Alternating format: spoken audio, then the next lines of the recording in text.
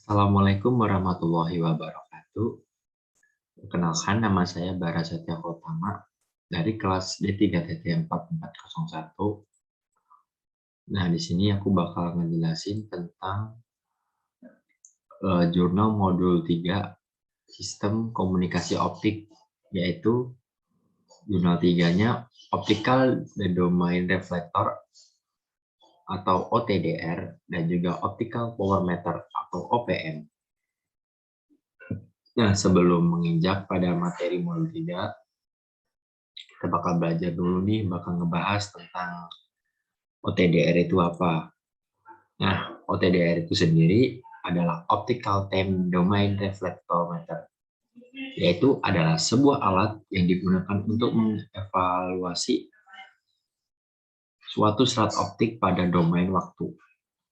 Jadi OTDR ini kayak intinya itu alat yang untuk mengevaluasi pada serat optik pada suatu waktu tertentu. Nah, OTDR ini memiliki prinsip kerja yaitu berdasarkan prinsip hamburan balik atau backscattering. Nah, sebelum menginjak ke kemampuan dari OTDR atau fungsi dari OTDR itu sendiri, aku mau izin share screen ya tentang gambar dari OTDR. Bentar.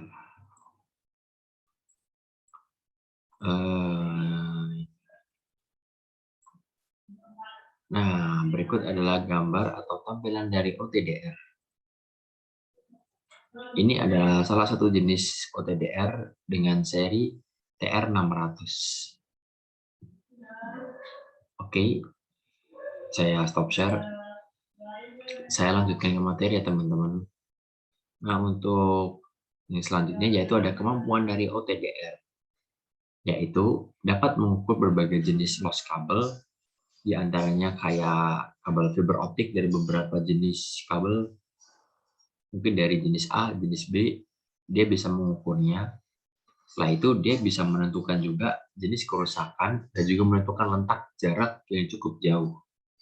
Jadi seperti halnya dia itu bisa menentukan jenis kerusakan, contoh kerusakan kabel tertekuk pada jarak yang sangat jauh seperti 300 km atau 300 meter itu.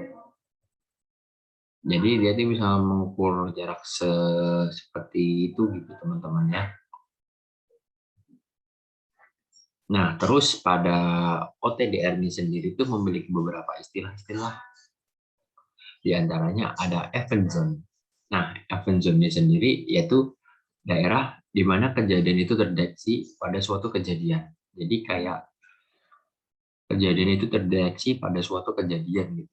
Kayak contoh kayak ada kejadian itu terdeteksi pada saat itu juga gitu, di daerah itu juga gitu. Setelah itu ada on off fiber, yaitu adalah ujung dari fiber optik. Setelah itu ada dead zone. Nah, dead zone ini sendiri adalah daerah pada saat optik di mana perubahan daya terjadi secara tidak linear, dan hal ini bisa dapat dianalisa seperti halnya lonjakan daya sesaat pada saat serat optik. Setelah itu yang terakhir yaitu yang keempat ada dynamic range.